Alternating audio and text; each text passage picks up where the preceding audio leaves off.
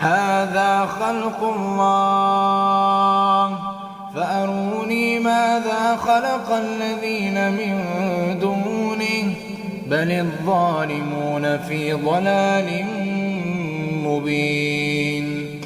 ولقد آتينا لقمان الحكمة أن اشكر لله ومن يشكر فإنما يشكر لنفسه ومن كفر فإن الله غني حميد.